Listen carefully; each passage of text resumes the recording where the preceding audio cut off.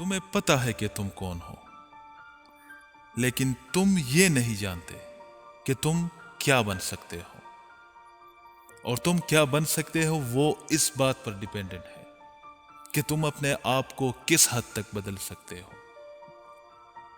اکثر لوگوں کو لگتا ہے کہ معاشرہ، رشتے، دوسرے لوگ میری لائف میں کچھ اچھا کرنے سے مجھے روکتی ہے، جو کہ صرف ان کا وہم ہے۔ I know life is tough, life is complicated, but I also know that life is a war. اور کسی بھی جنگ کو جیتنے کے لیے ہمت کی ضرورت پڑتی ہے۔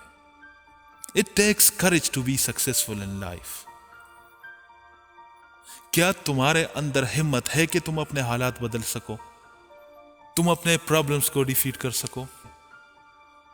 آج تک تم نے اپنی زندگی میں اتنے سارے پرابلمز فیس کی، اتنا کچھ جھیلا، اتنا کچھ سہا، کس لیے؟ صرف افسوس کرنے کے لیے؟ نہیں، تمہارے اندر ہمت ہے کہ تم ان سب کے باوجود اپنے سپنے پورے کر سکو، اپنے حالات سدھار سکو۔ اگر تم دوسروں کے بارے میں سوچ کر خود کو دکھ دے رہے ہو، اگر تمہیں لگتا ہے کہ تمہارے اندر ہمت نہیں بچی ہے، تو اپنے ٹیلنٹ، اپنے ڈریمز، سب کچھ بھول جاؤ۔ تمہاری یونیکنیس جو تمہاری پہچان بن سکتی تھی، تم اسے بھی بھول جاؤ۔